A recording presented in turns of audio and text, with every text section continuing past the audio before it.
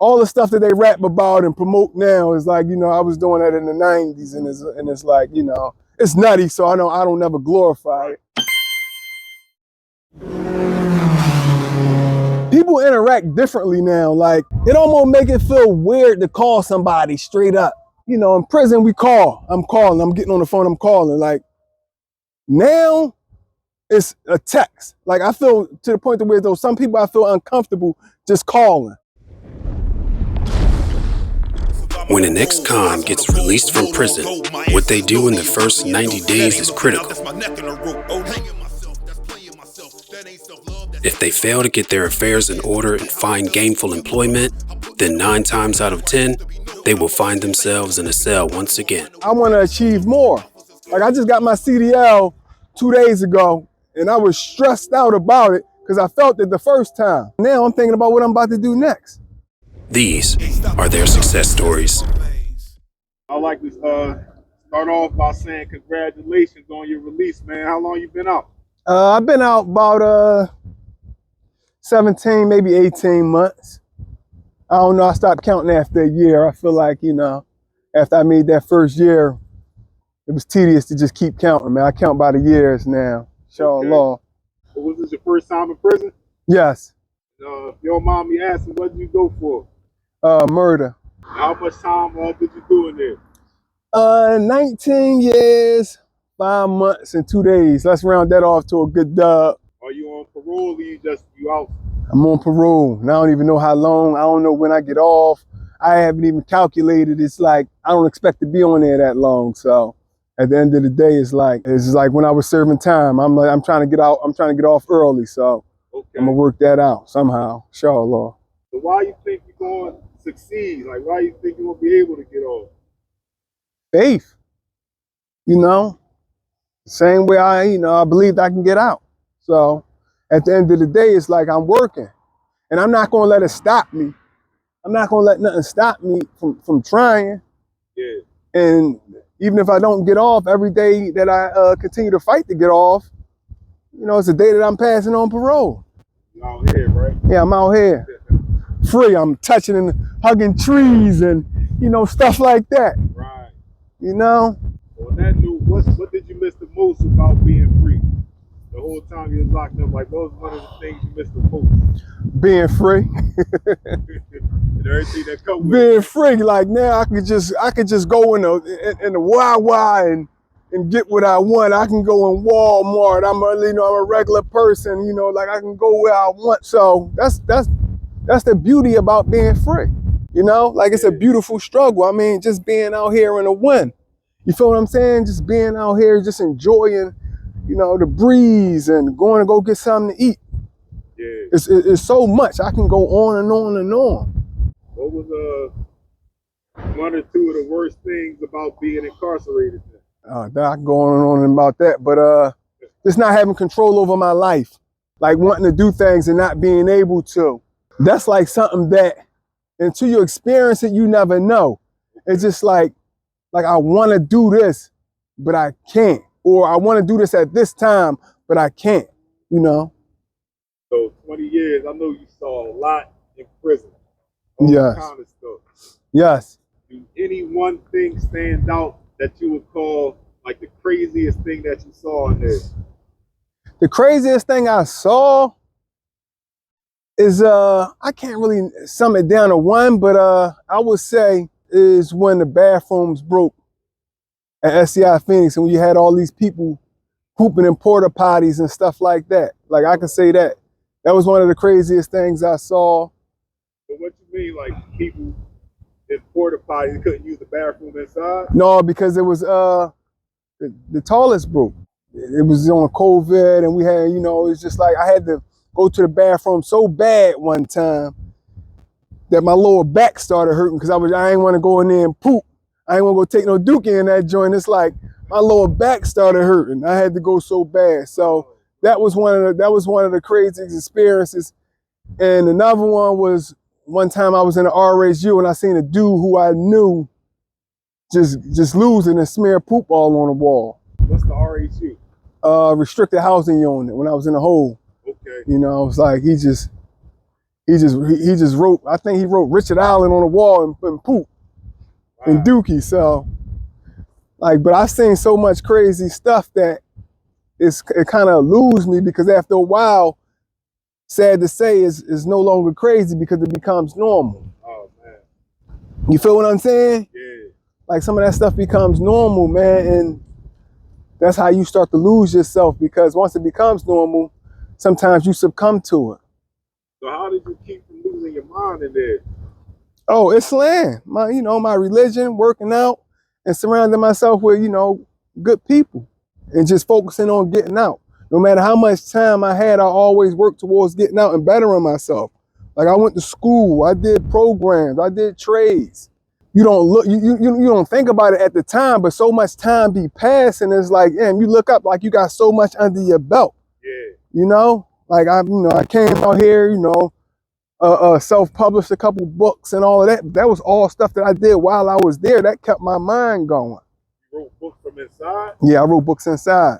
Mind sharing the titles with us? Yeah, I wish I had them with me, and I'll give them to you. But one is called Up All Night, and the other is called Such Is Life. What's the author's name? Terrence Tucker. Terrence Tucker. Yeah. Okay. And where could they find the books at? They both available on Amazon. What was life like for you growing up before prison? Growing up, I feel like I was a regular kid, growing up in the streets, fighting and stuff like that. And you start selling drugs, then you start, getting involved heavier into the streets, start using drugs and, smoking weed and popping pills and drinking syrup. All the stuff that they rap about and promote now is like, I was doing that in the 90s, and it's like, it's nutty, so I don't never glorify it. It's all nigga shit. Yeah. Excuse my language, but yeah. But lifestyle, that's like how you landed in prison. That's how I landed in prison. So I try to live my life completely different than the way I lived it then. Yeah. I came out 41, so I couldn't live like I was 21. Right. You feel me? I couldn't make those same poor choices because I knew better now. So did you have any fears concerning reentry? Yeah, to a certain extent, yeah, of course. What was like a couple of the main things that you was, worried about once you got out? Just how my life was going to be. Like before prison, all I did was sell drugs. Yeah. So now I'm working, which is a totally different, you feel what I'm saying? Like now I'm going in there, I'm pulling out cards. You feel me? Like I walk around with a case with cards in them, credit cards and debit cards and all of that. It ain't like I'm going out and I'm like this now. There's no more of that. Those days is over. Like I rarely have cash on me. Okay. So now you gotta live your life. You gotta pay your bills.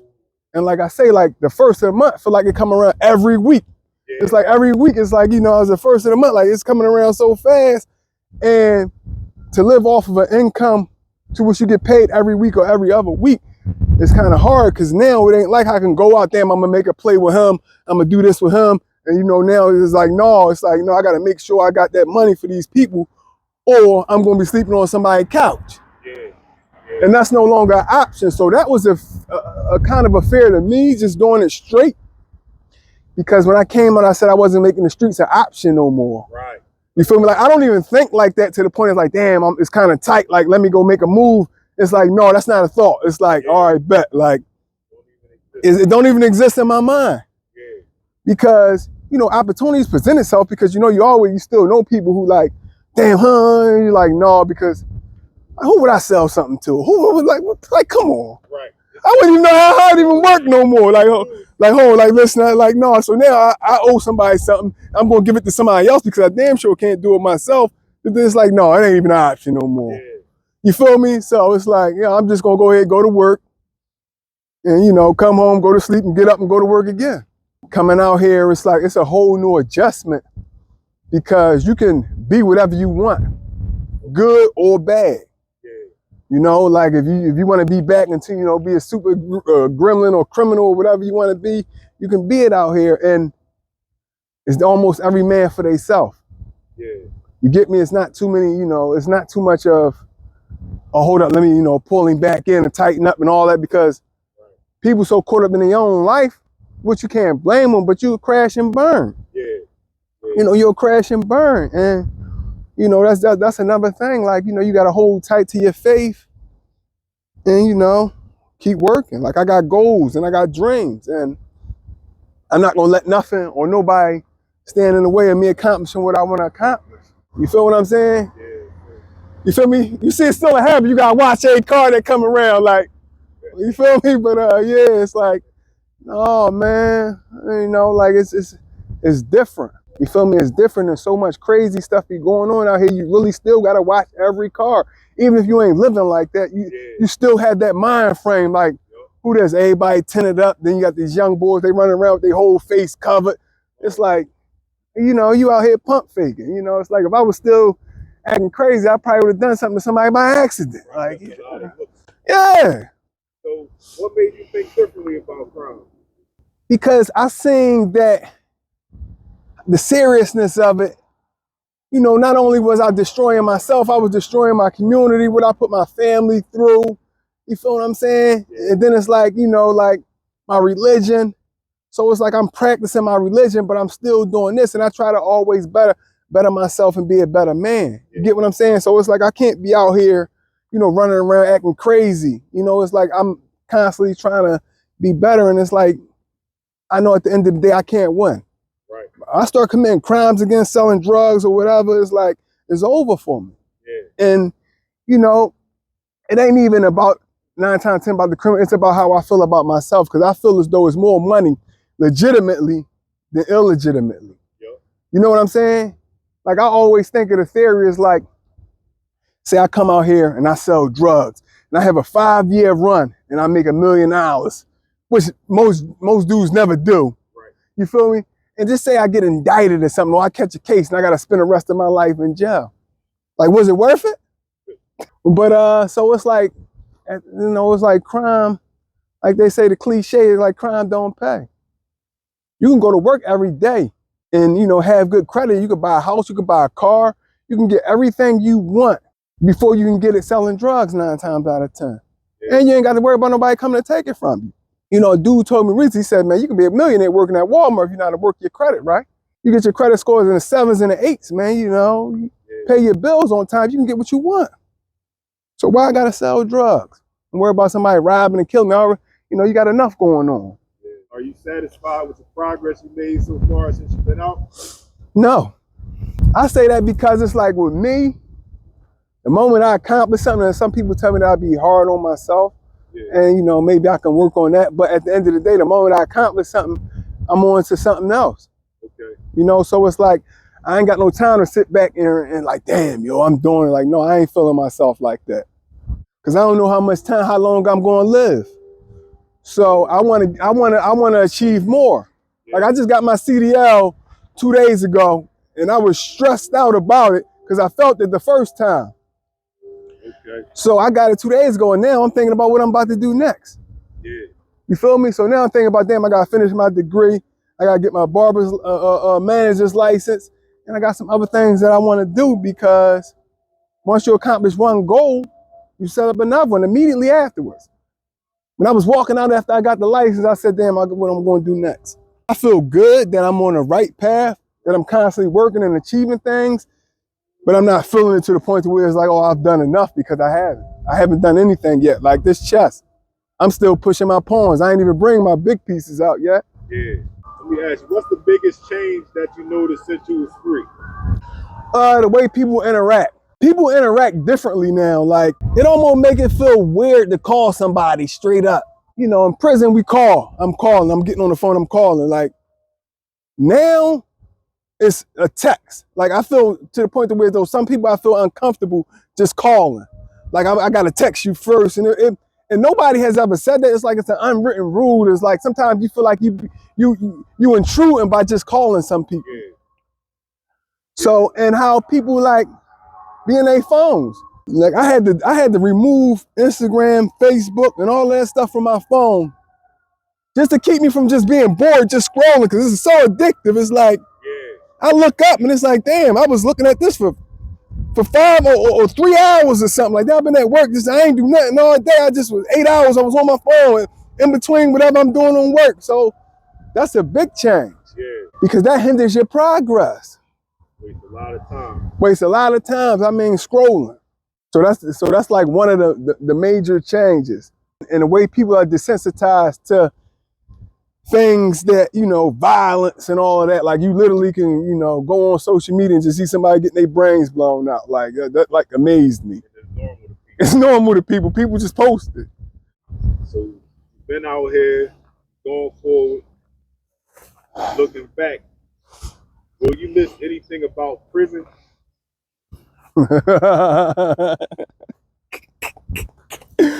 Will I miss anything about prison?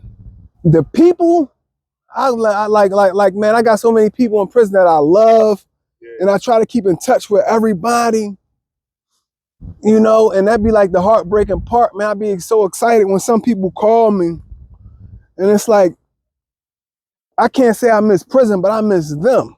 Yeah. You feel me? Like, I miss them, man, and it's just like, the love, you know, you have for some people and the stuff that I learned from a lot of the people in there, like that changed my life. You feel me? Cause you know, like I was a dickhead young boy. Like I ain't know nothing. You feel me? Like, you know, like I was a dickhead. You know, like that's what I learned how to be a man from a lot of the men. So at the end of the day, it's like I miss that type of stuff. Right. Not saying I want to go back to learn it or to experience it, but that's what I miss. Yeah, because you don't really get that a lot out here. No. You know, you don't get that a lot out here. You know, it's like, you know, I done seen dudes that, you know, I might have been going through stuff and a person, you know, like, you know, pull you up, or they, you know, people like checked on you more, or damn, you all right, man, how you holding up? Yeah. You feel me? And to see examples of men, to see a man who been in prison 30, 40 years and he don't complain, he don't cry, and he still, you know, remain a man, it's like, that's inspiring. Yeah. You get what I'm saying? Yeah. So it's like, how can I complain when I see that? So, like, I miss my relationships. I miss the men. But other than that, it's like, I can't say I miss anything about prison. Like, I would never, you know, like promote prison in a positive way. Right. When you got out, how do you remember how you spent your first week out of prison? First week or first day? The first day, my peoples came and picked me up. They had clothes for me in the parking lot. Like 3 different cars came to pick me up. They had clothes for me in the parking lot, and I wanted waffles. I never had real waffles before. Okay. So, you know, I fell in love with the waffles that they used to serve on Saturday morning. So I wanted real waffles. Because it was a garden there. She told me I never had real waffles because I only had them. Yeah. So I wanted real waffles, and that was my first meal, chicken and waffles. And it was horrible. I couldn't even eat it. I couldn't even eat. I barely touched the plate. You know, I was just sitting there watching my family just eat and all that. And it was just like, I was in a daze. Like I'm really out. Yeah. So my first day, like, that's how I spent it. And, you know, it's like, I done moved around, and my first week I done went, you know, I done went a few places and all of that, and just was getting adjusted. So what's your favorite meal to eat out here now then? If you got a favorite. I can't even say I have a favorite. I cook a lot of my own food. I like to go out and eat, but I eat a lot of fish. I eat a lot of salmon. Okay. I eat a lot of salmon and rice. I like lamb. You know, I can say fish. I can say salmon and rice. What's the hardest part you would think living under parole supervision, if it is hard at all? Oh man, it's a beautiful struggle, man. I have more anxiety about stuff than stuff actually happens. Like, I get no problem from parole for real. I don't, because I'm doing what I'm supposed to do. I go to school, I go to work, you feel me? I go home, you feel me? I'm doing what I'm supposed to do. Yeah. So it's not really a problem to me, more so as it's a problem in my head. Okay. It's like, I think about stuff that haven't even occurred. Yeah. You feel me? So that be more of anything. But as far as I getting a problem, I don't have no problem with nobody harassing me, hassling me, none of that. Because at the end of the day, prison taught me that if I'm doing what I'm supposed to do, ain't nobody gonna say nothing to me. Right. You feel me? Yep. So I keep that same, the way I moved in there, I keep that same mentality. I'm gonna do what I'm supposed to do, so you ain't gotta tell me what to do. Yeah. Yeah, it's like, it's not a hindrance. It's not, because you, like I said, you're doing what you're supposed to do. Parole is not in your way. So did you have to cut anybody off once you got out here? Oh, I just found a quarter. Find the money. Yeah, hey, listen, right? I won't say cut people off. I believe it's like, I've had some relationships that people feel like, you know, I don't know. It's like people feel like sometimes you doing this and they feel like you not, I don't know. It's like people feel like you're not getting with them to a certain degree. Yeah. And it's like, I've never done that to nobody intentionally. And like, I got family members and it like broke my heart. It's like, I'm not trying to neglect nobody. Yeah. Like at the end of the day, I got to do what I got to do for me. Yeah. You feel me? I'm trying to, you know, build a life and I'm trying to chase some dreams. And it's like, why am I getting this type of resistance or this type of negative energy from somebody that I genuinely love? Yeah. So it's like people feel like, oh, you don't come around or you ain't doing this. It's not like, that's not for you. Right. It's for me. You feel what I'm saying? So my thing is, it's like you don't cut relationships off. They naturally fall off because we into different things. Yeah. We got different agendas. So I'm going to push my agenda. Right. I'm not like, you know, I don't got no beef with nobody. Yeah. You feel what I'm saying? Yeah. Like, I'm not trying to cut nobody off. I'm just like, you know, I'm on my path and I can't let nobody interrupt my flow. Right. You're not going to deter me from doing what I want to do with my life, man. Right. Because at the end of the day, I'm going to suffer. Yeah. You know, I'm going to suffer if I don't. And I don't want to have that what if mentality, like, damn, what if I was dedicated or what if I really, it's like, no. It's like, if you can't understand that, then, you know, you don't truly love me because you don't want the best for me. Yeah. You know? So, like, at the end of the day, if some relationships fall off, then they wasn't that strong anyway. Right. You can easily get distracted out here, and next thing you know, you following somebody else's lead because you doing what's popular. Yeah. This is not popular. What you doing filming is not popular. Me trying to create and do what I'm trying to do is not popular. Right. You feel me? Because people look at you like you weird, and you know I don't mind people looking at me like I'm weird. I don't care anymore. Yeah. You feel what I'm saying? Like, I don't care because at the end of the day, when I was in prison, I was reading poetry books and writing poetry and trying to write screenplays and all that. You know, everybody wasn't doing that. So I was weird then, and I'm weird now. I'm by myself, and I don't care. You know, but I love everybody. So if you could say anything to the men that you left behind, what would you want to tell them? Keep praying, keep fighting, keep working out, and keep your head. Because those are the things that's going to, you know, continue to propel you to success, you know, in there and out here. Yeah, appreciate that, bro. Look, man, we thank you for your time. I know you're a busy man. Anytime, man. If anybody got any questions for you, would you know, contact you? Would you mind answering them for them? Anything else they want to know? Yeah, I don't mind. I don't mind, man. I'm on Facebook. I'm on Instagram. TTuck215 and Facebook Terrence T. Tucker. Well, man, we hope to see you again up here with some more success stories. All right, man. I hope to be up here, man. Inshallah, I make it.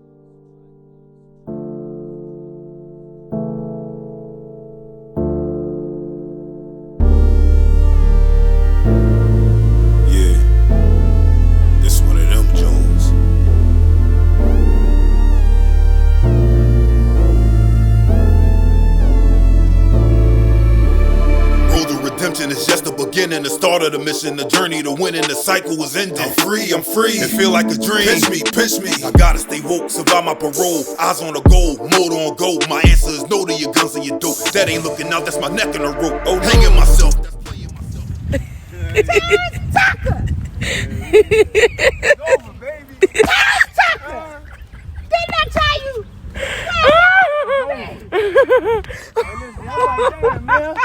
I'm like, maybe y'all got enough. Yeah, man. Yeah, it's beautiful. Yeah, I'm gonna be standing right here in the middle of the walkway, man. Where the middle of the street ain't the walkway no more. I ain't never take it.